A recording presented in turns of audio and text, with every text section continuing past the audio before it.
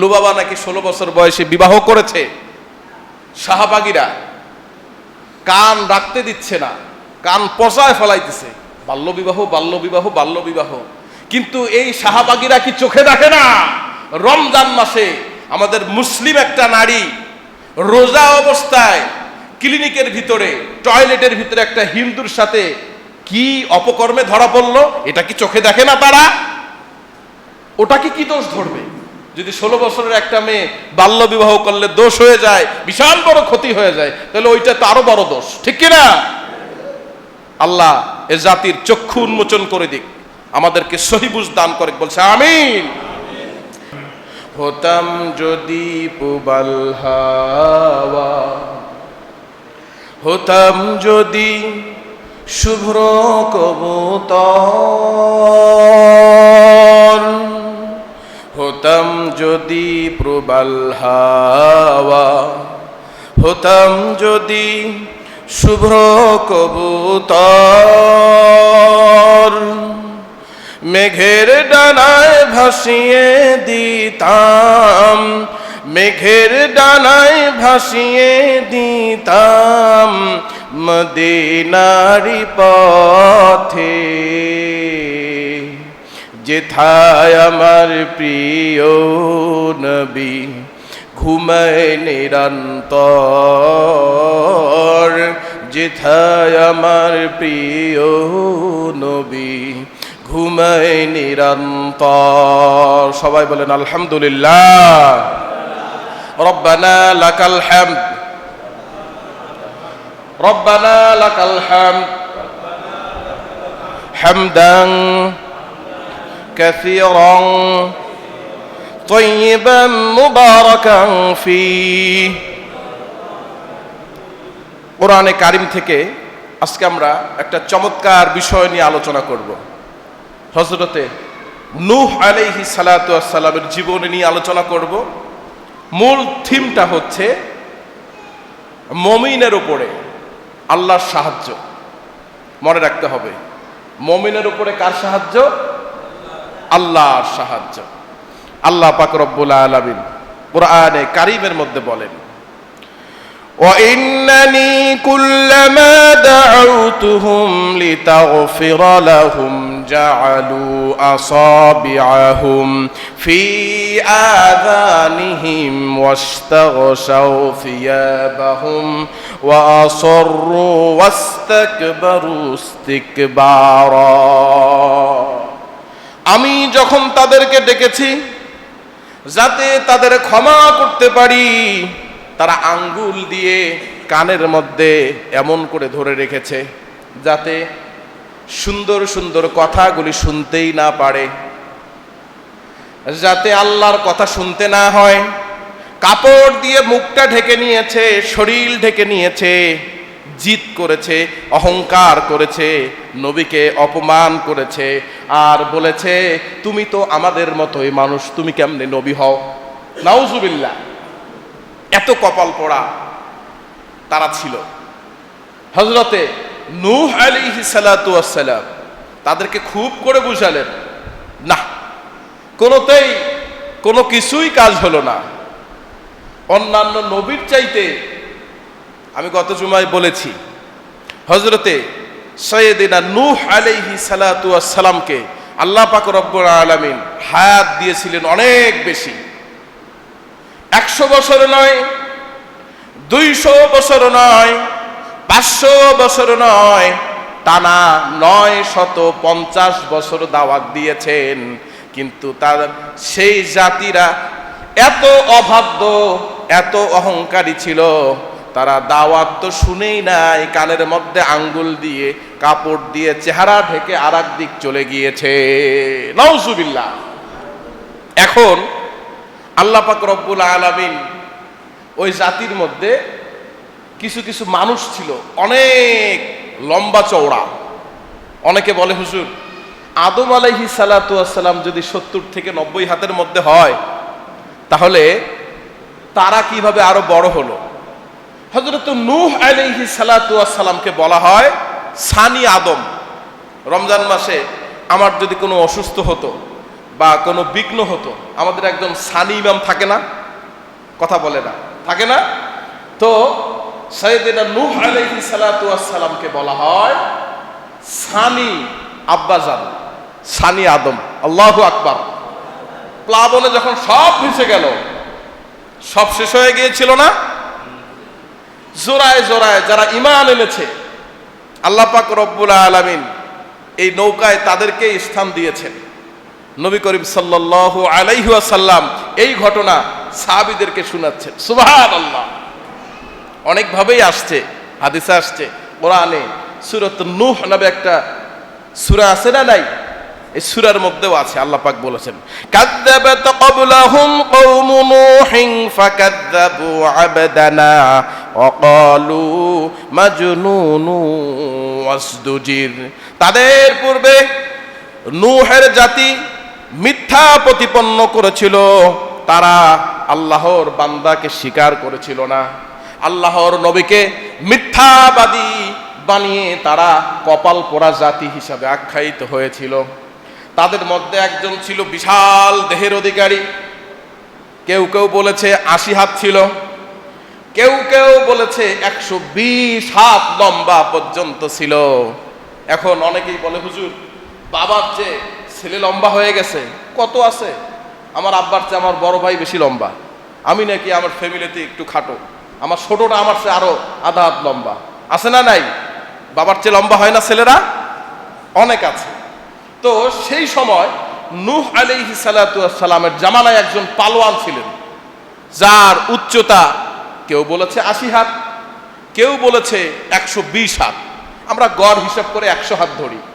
100 হাতের একটা লোক যদি কোনো জায়গায় আগুন লাগে, ফায়ার সার্ভিসের দরকার আছে ভাই?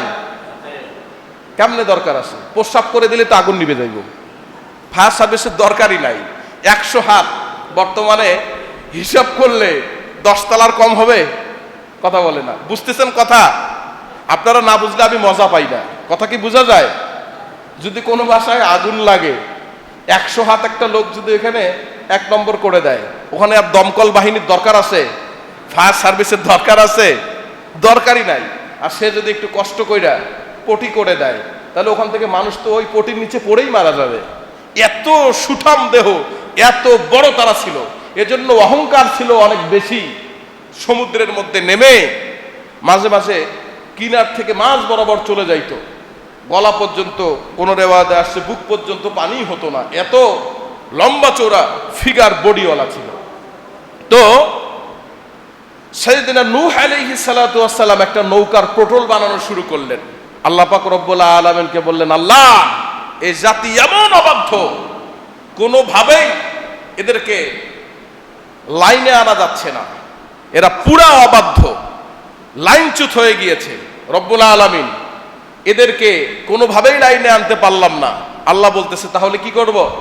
আল্লাহ এ জাতিকে আমি 1 বছর, 2 বছর, 5 বছর, 700 বছর না, 950 বছর দাওয়াত দিলাম, এদের কপালে আল্লাহ মোহর লেগে গেছে, কলবে মোহর লেগে গেছে।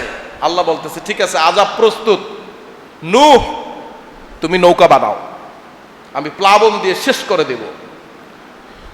সাইয়েদনা নূহ আলাইহিস সালাতু ওয়াস সালাম নৌকার প্রটোল বানাতে গিয়ে বড় বড় 4টা তক্তার শর্ট পড়ে গেল। এই তক্তাগুলি নেওয়ার জন্য ওই বিশাল একটা লোকের সাথে কথা বলল যে ভাই তুমি আমার কাছে আসো। আসলো যখন নূহ আলাইহিস সালাতু ওয়াস সালাম বললেন, তখন সমুদ্রের ওপারেই একটা চর আছে, ওই চরের মধ্যে একটা দ্বীপ আছে, ওই দ্বীপের মধ্যে বিশাল বড় বড় 2টা গাছ আছে। ওই 2টা গাছ কাটলেই মাছ থেকে যে পটল দেওয়া লাগে, নৌকার যে বহরের মধ্যে শক্তিশালী যে মেরুদণ্ডটা, বুঝতে পারছেন, এটা দেওয়া যাবে, ওটা আমাকে এনে দাও। সেই পালোয়ান বলতেছে আমি তো ফাও ফাও কোনো কাজ করি না। তাহলে কি করব? তাহলে আমাকে একবেলা খাওয়াতে হবে। হযরত নূহ আলাইহিস সালাতু ওয়াস সালাম তাকায় দেখে, ঠিক আছে খাওয়াবো। কয় না, ভুলভাল বুঝাইলে কাজ হবে না, তুমি আগে খাওয়াও, না খাওয়ালে তো আমি কাজ করতে পারি না, আগে খাওয়াতে হবে। কয় তুমি কি খাও? কয় 5 থেকে 10 হাজার রুটি। আল্লাহু আকবার, বলেন আল্লাহু আকবার। 5 থেকে 10,000 রুটি। হযরত নূহ আলাইহিস সালাতু ওয়াস সালামের থলের ভিতরে 3টা রুটি। কয়টা রুটি? 3টা রুটি বের করছে, কিছু খুরমা খেজুরের হালুয়া বের করে বলতেছে খাও। কয় নূহ, আল্লাহর নবী, তুমি কি আমার সাথে মজা করো? আচ্ছা বলেন তো, যে 5 থেকে 10,000 রুটি একবারে এক দস্তরখানে খেয়ে ফেলে, তাকে যদি 3টা রুটি দেওয়া হয়, এটা মজা ঠাট্টা ছাড়া আর কি হতে পারে? ঠিক কি না? এবার ওই পালোয়ান বলল, না না, আমাকে আমার পরিপূর্ণ তৃপ্তি সহকারে নাস্তা করাতে হবে, তারপরে আমি তোমার এই কাজ করে দিব, তার আগে তোমার কাজ করে দিব না। হযরত নূহ আলাইহিস সালাতু ওয়াস সালাম বলল, ঠিক আছে, 3টা রুটি তোমাকে দিলাম, তুমি রুটি 3টা আগে খাও, যদি তোমার পেট না ভরে আমি তোমাকে 5,000 লাগে 10,000 লাগে তাই দিব, তোমাকে না খাওয়ালে তো তুমি কাজ করবা না। করবা? না, তা তো করবোই না, কখনোই করব না। ঠিক আছে, তোমার যদি পেটে তৃপ্তি না হয়, তোমার পেটে যদি শান্তি না হয়, পেটটা যদি পরিপূর্ণ না ভরে, তাহলে তুমি আমার কাজটা করে দিও না, সমস্যা নাই। এবার এত বড় দেহওয়ালা মানুষ যখন রুটি 3টা খেতে যাবে, তখন সাথে সাথে আল্লাহর নবী নূহ আলাইহিস সালাতু ওয়াস সালাম বলে উঠলেন, রুটি খাওয়ার আগে অবশ্যই অবশ্যই বলবে বিসমিল্লাহির রহমানির রহিম। আল্লাহু আকবার। যখন বিসমিল্লাহির রহমানির রহিম বলে খেতে শুরু করেছে, তারিখ ইবনে জারির তাবারির মধ্যে লেখেন, 1 থেকে 1.5টা রুটি খেয়ে যখন একটু পানি পান করেছে, আর অর্ধেকটা রুটি খাওয়ার মতো শক্তি আর সামর্থ্য তার মধ্যে নাই। সুবহানাল্লাহ।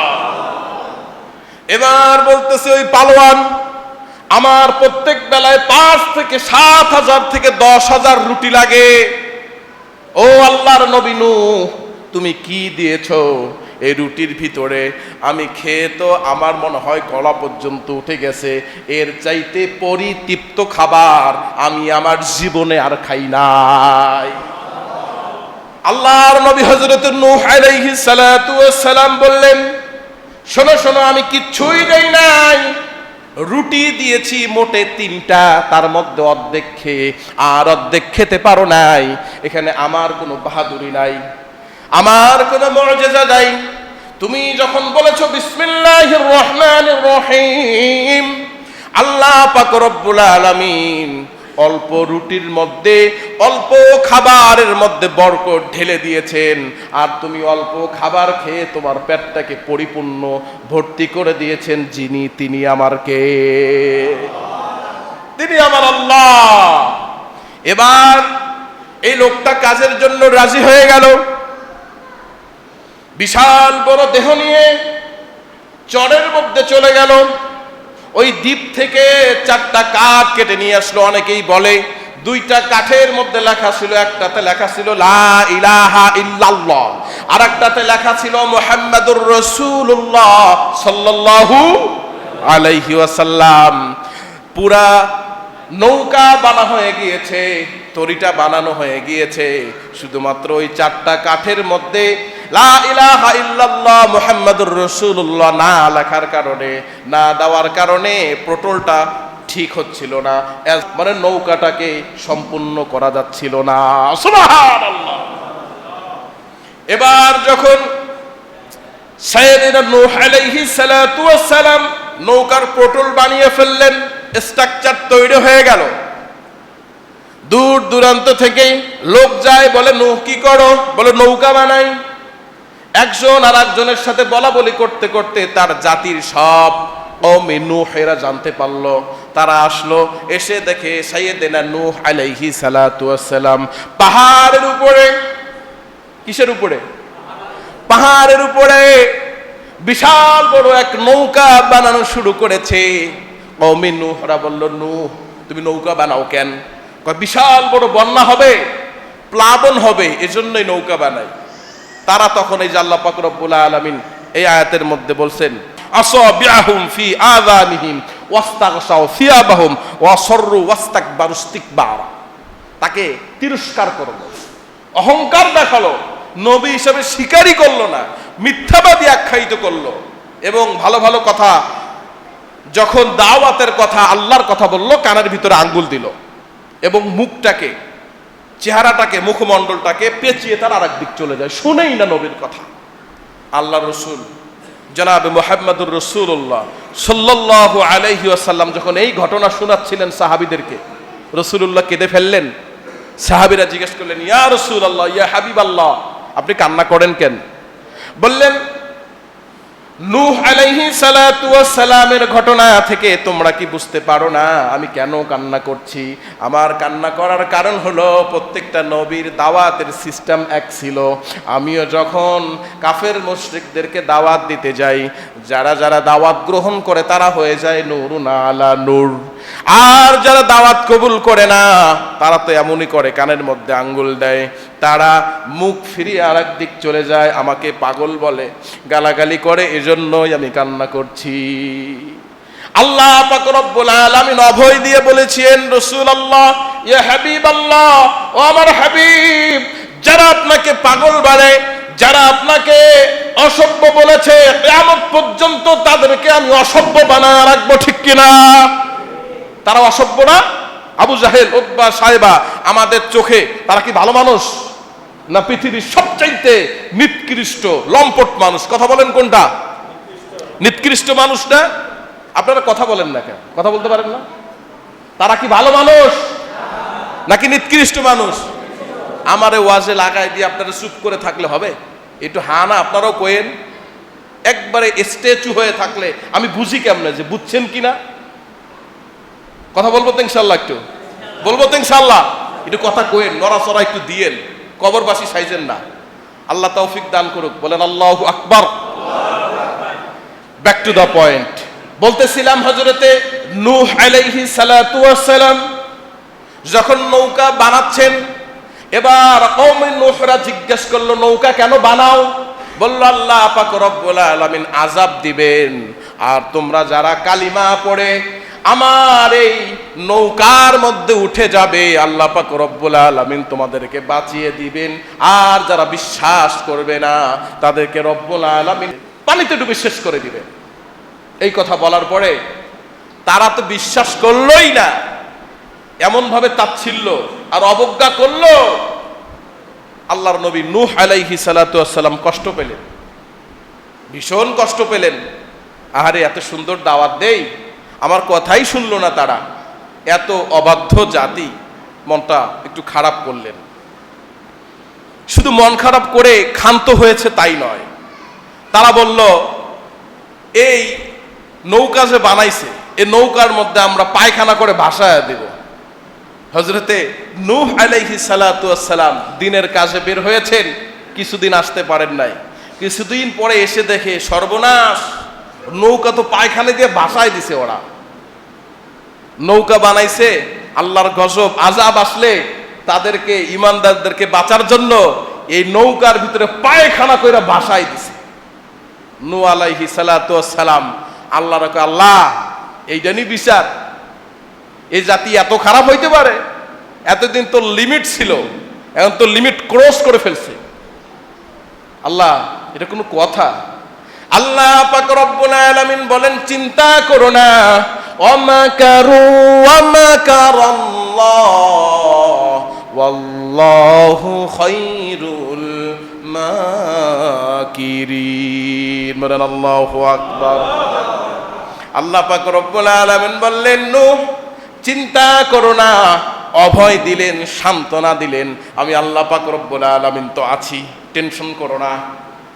যারা এইটা নোংরা করেছে, অপরিষ্কার করেছে, আমি রব্বুল আলামিন তাদেরকে দিয়ে এটা সাফ করাবো। সুবহানাল্লাহ। কাফেররা, মুশরিকরা সারা জীবন চক্রান্ত করেছে, আর আমাদের মাথার মধ্যে একটা জিনিস ইনস্টল করে রাখলেই চলবে যে উত্তম কৌশল অবলম্বনকারীকে আল্লাহ। আমি সবসময় বলে থাকি, উত্তম পরিকল্পনা আল্লাহই করেন। সুবহানাল্লাহ। আল্লাহর পরিকল্পনা দেখেন। একজন বুড়ি কওমে নূহের, সে এসে বলতেছে তোমরা কি করছো? শুনলাম নূহের যে নৌকা ওটার মধ্যে নাকি পায়খানা করে ভাসায় দিয়েছো। কয় হ্যাঁ ভাসায় দিছি তো। কয় আমি অন্ধ মানুষ, বুড়ি মানুষ, চোখে দেখি না, তোমরা তো ভালো কাজ করছো, আমারও একটু নিয়ে যাও, আমি একটু পায়খানা করব। চিন্তা করছেন কত বড় খারাপ। কয় ঠিক আছে বুড়ি আসো।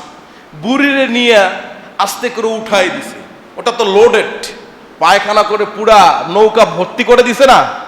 এবার এই বুড়িকে আস্তে করে উঠায়া যখন ওখানে দিছে, বুড়ি তো আর চোখে দেখে না, একটু পা ক্যাতকুত হয়েছে। আমাদের কি হাই কমোট আছে? তখন কি ছিল?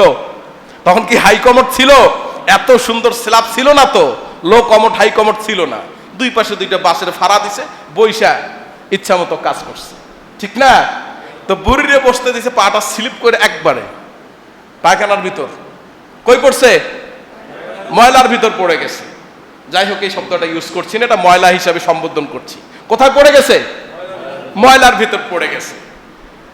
ময়লার ভিতর পড়ে যাওয়ার পর সবাই আওয়াজ শুরু করলো, এই বুড়ি পড়ে গেছে, বুড়ি পড়ে গেছে, বুড়িরে উঠাও। দুই তিনজন দৌড়ায় আসলো, লসি দিয়া টাইনা যখন বুড়িরে উঠাইলো, বুড়ির ছিল চোখে সমস্যা, চোখে দেখতো না। বুড়ির ছিল চামড়ায় সমস্যা, চামড়া কুচকায় গেছিল। বুড়ির প্রত্যেকটা জয়েন্টে জয়েন্টে ব্যথা ছিল, বুড়ি কুজো ছিল। যখন ওই পায়খানা থেকে টেনে উঠানো হলো, ময়লা থেকে টেনে উঠানো হলো, দেখে সবাই সুবহানাল্লাহ, বুড়ি তো আর অন্ধ নাই, বুড়ি তো আর বুড়ি নাই, বুড়ি হয়ে গেছে 16 বছরের ছুরি। আল্লাহু আকবার। সিমরিন লুবাবা হয়ে গেছে। লুবাবার নাম শুনছেন? পেপার পত্রিকায় দেখলাম।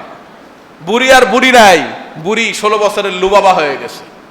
যাই হোক, যখন 16 বছরের তরুণী হয়ে গেল, ওঠার পরে সবার চোখ কপালে উঠে গেল, সর্বনাশ, এ তো বরকতি ময়লা, বরকতি পায়খানা, এইখানে ডুব দিতেই হবে। যে যেই নিয়ত করে ডুব দেয়, ভালো করে দেয় একজন, তিনি কে? একজনের শরীরে ছিল ধবল রোগ, ধুম করে সুইং করছে, লাভ দিয়ে উঠা দেখে ধবল রোগ ভালো হয়ে গেছে। আর একজনের ছিল কুষ্ঠ রোগ। এই কুষ্ঠ রোগ তখন বেশি ছিল। সে যখন লাভ দিয়ে ওই ময়লার মধ্যে গোসল সেরে উঠছে, দেখে যে তার চেহারা টান টান হয়ে গেছে, চেহারা সুন্দর হয়ে গেছে। এই ঘটনা দেখে আর কি কেউ আছে? দেখছেন না আপনারা, করোনার সময় থালকুনি পাতার গুষ্টি শেষ করে ফেলছে। আমাদের একটা ছোট্ট জায়গা ছিল, ওখানে সবজি টবজি কাটতাম, গেট ভাঙ্গা রাইতে 3টার সময় আম্মা আব্বা পালাও, তোমার শত্রু আইছে। কয় শত্রু না, গেট ভাঙতাছে। কিসের গেট? কয় থালকুনি পাতা নিব, ওটা খাইলে নাকি করোনা হয় না।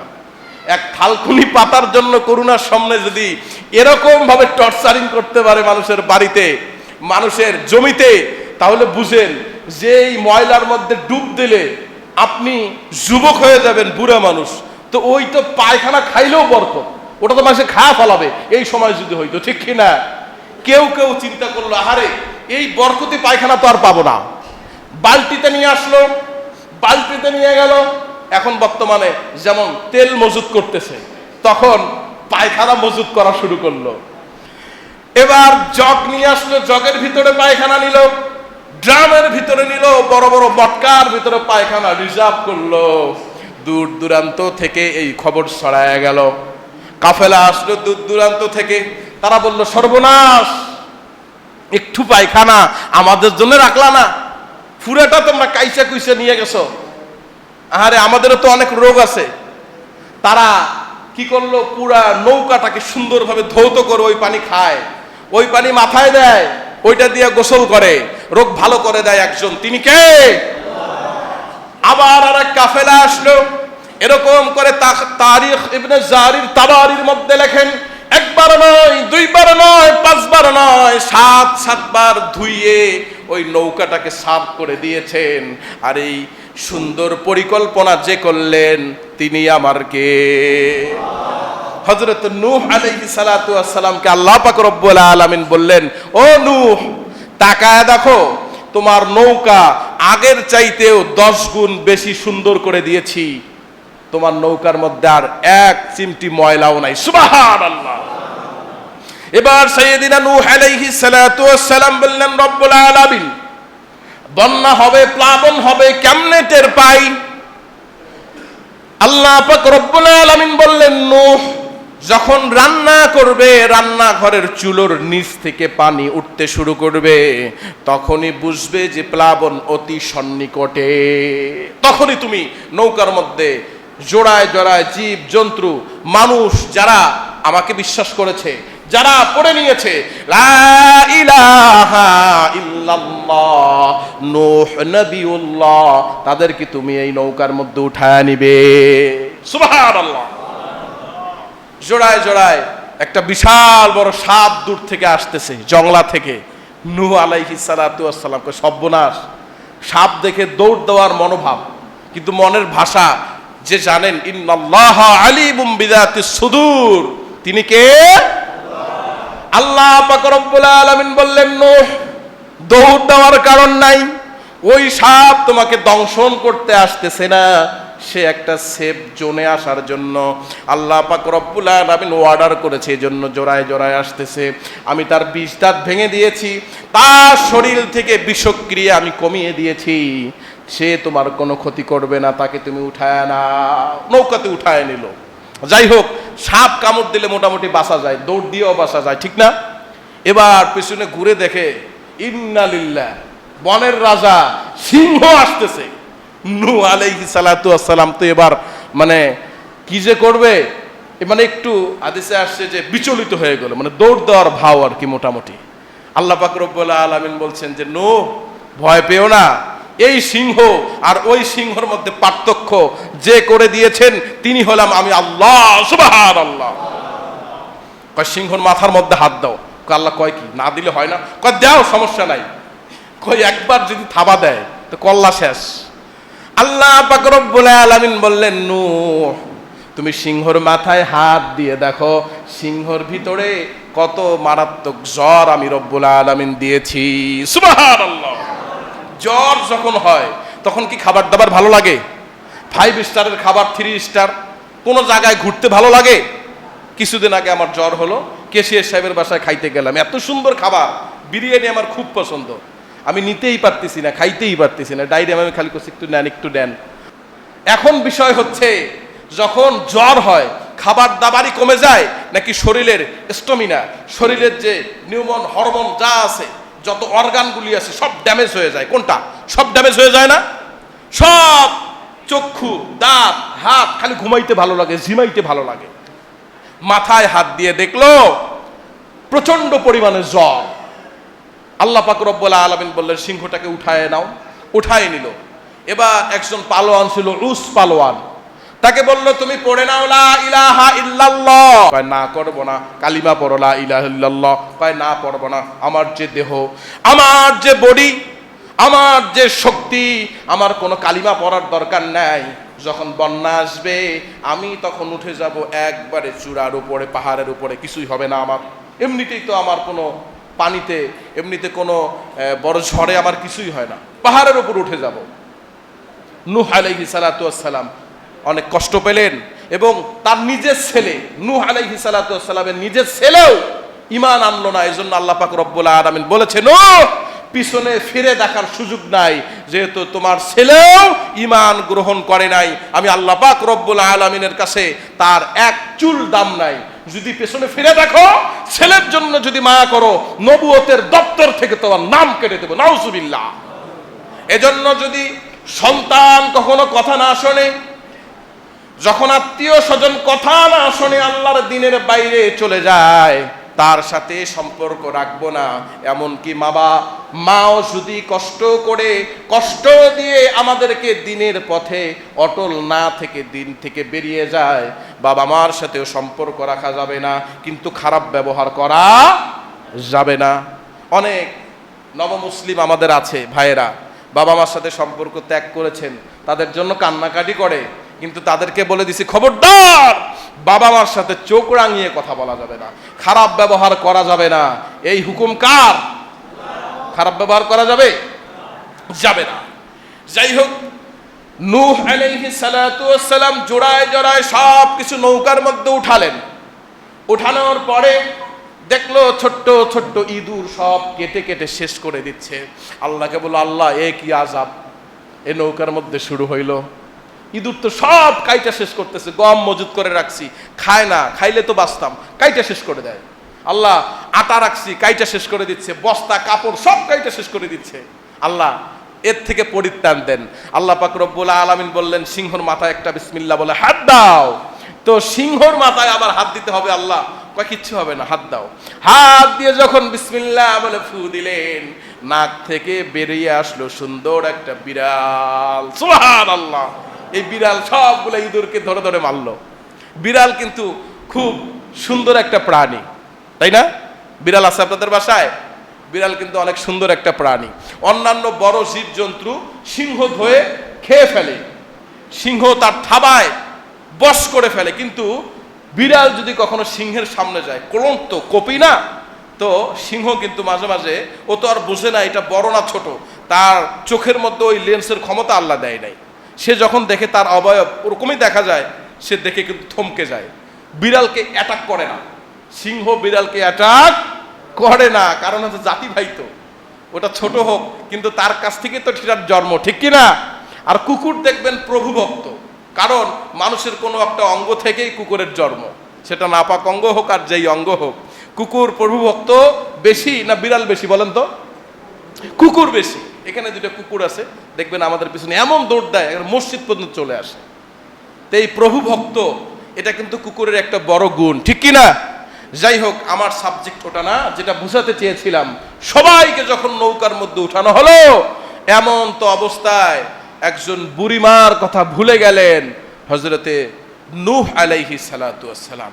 আচ্ছা, নবী ভুলে গেছেন, কিন্তু আল্লাহ পাক রব্বুল আলামিনের বান্দা এবং বান্দিকে কি আল্লাহ ভুলে যেতে পারে? ভুলে যেতে পারে না, আল্লাহ ভুলে নাই। দেখেন তারপরে কি হয়। বন্যা হয়ে গেল, 40 দিনের মতো বন্যা হয়ে গেল। এবার পাহাড়ের উঁচুতে যখন দাঁড়িয়ে আছে ওই উস পালোয়ান, আল্লাহ পাক রব্বুল আলামিন বলে, আমার দিনকে অস্বীকার করেছে, আমার নবীকে অস্বীকার করে মাথা উঁচু করে দাঁড়িয়ে থাকতে পারে না। ফেরেশতারা এসে মাথার মধ্যে ঠাসা দিয়ে পানির মধ্যে চুবায়া তাকে দুনিয়া থেকে বিদায় করে দিয়েছে। আল্লাহু আকবার। আল্লাহর জমিনে আল্লাহর নবীকে অপমান করে, আল্লাহকে তাচ্ছিল্য করে কথা বলে আল্লাহর জমিনে দাঁড়ায় থাকবে, আল্লাহ পাক এটা সহ্য করতে পারে না। এজন্য তাকে কি করেছে? পানির মধ্যে চুবায়া দুনিয়া থেকে শেষ করে দিয়েছে। এরকম করে ঘুরতে ঘুরতে ঘুরতে মক্কাতুল মুকাররমা, অনেক বড় ইতিহাস আমি শর্ট করে দিচ্ছি, সেখানে একটা বিশাল বড় লাশ পাওয়া গেল। এই লাশটা হলো আমাদের সকলের আব্বাজান আদম আলাইহিস সালাতু ওয়াস সালাম। সুবহানাল্লাহ। এজন্যই অনেক জায়গায়, অনেক তাফসিরে, অনেক হাদিসের কিতাবের মধ্যে আসছে যে হযরত আদম আলাইহিস সালাতু ওয়াস সালামের কবর দুই জায়গায়। যারা মক্কা মদিনায় গেছেন, জিদ্দায় এক জায়গায়, আর একটা হলো ইরানের কোনো এক জায়গায়। সুবহানাল্লাহ। ওই প্লাবনের সময় উঠে এসেছিল। আর নূহ আলাইহিস সালাতু ওয়াস সালাম হলো, এটা হলো সানি আদম। কি বলা হয়? সানি আদম। সুবহানাল্লাহ বলেন। লাশটাকে কবরস্থ করানো হলো। এবার অনেক দিন পর কাককে পাঠানো হলো, কাক একটু গিয়ে দেখে আসো অবস্থা কি, আমরা কি উঠতে পারবো নাকি এরকম ভেসেই থাকতে হবে। কাক গিয়ে, কাকের যেই স্বভাব, সে মরা গরু, ছাগল, দুম্বা দেখে আর লোভ সামলাইতে পারলো না, জিভ দিয়ে তার পানি পড়লো, সে গরুর উপরে হামলিয়ে পড়লো। এই খাইতে খাইতে অনেক দেরি হয়ে যাচ্ছে। শায়দ এটা নূহ আলাইহিস সালাতু ওয়াস সালাম কবুতরকে পাঠালেন, যাও। কবুতর গেল, সাথে সাথে আবার রিটার্ন করে চলে আসলো, বলল না আমরা গিয়ে উঠতে পারবো, মুখের মধ্যে সবুজ পাতা নিয়ে আসছে। সুবহানাল্লাহ। কাক দেরি করে আসছে, আমারে মাফ করবেন বেয়াদবি হুজুর, আমি তো একটু লোভে পড়ে গেছিলাম, অনেকদিন খাই না ভালো মন্দ, এই পচা টসা একটু খাইছিলাম। তো নূহ আলাইহিস সালাতু ওয়াস সালাম বললেন, তুই পচা টসাই খাবি, মানুষ তোরে দেখতে পারবে না। কাক হইল তাচ্ছিল্যর নাম। আমরা একটু বলি না, তুই তো কাউয়া, তুই তো কাক, যেই পাতে খাস ওই পাতেই তুই মুছিস, ওই পাতেই তুই ময়লা ফেলিস, এই কথা বলি না? কাক কি খুব ভালো? ভালো না। আর নূহ আলাইহিস সালাতু ওয়াস সালাম দোয়া করলেন কবুতরের জন্য, আল্লাহ মানুষের সাথে যেন মিলেমিশে ভালোবাসার প্রতীক হয়ে এই কবুতর থাকতে পারে। এখনো আপনার বাসার ছাদে, আমার বাসার ছাদে, আমাদের সকলের বাসার ছাদে দুই একটা করে কবুতর বাসায় আছে না নাই? আছে, আমাদের সাথে থাকে। সুবহানাল্লাহ। এবার যখন নূহ আলাইহিস সালাতু ওয়াস সালাম নৌকা থেকে নামলেন, নামার পরে বুড়িমার কথা মনে পড়লো, দৌড়ায় গেলেন বুড়িমার কাছে। বুড়িমা বলতেছে আমি তো পোটলা সুন্দর করে জমায়ে রাখছি, সুন্দর করে বেঁধে রাখছি, প্লাবন কি হবে? চলো আমাকে নিয়ে চলো তোমার নৌকায়। সাথে সাথে নূহ আলাইহিস সালাতু ওয়াস সালাম সিজদায় পড়ে গেলেন, বলেন আল্লাহ আমি আমার উম্মতকে ভুলে গেছি, আমি আমার জাতিকে ভুলে গেছি, কিন্তু আপনি আপনার বান্দিকে ভোলেন নাই। শুকরিয়া আদায় করলেন, সুবহানাল্লাহ।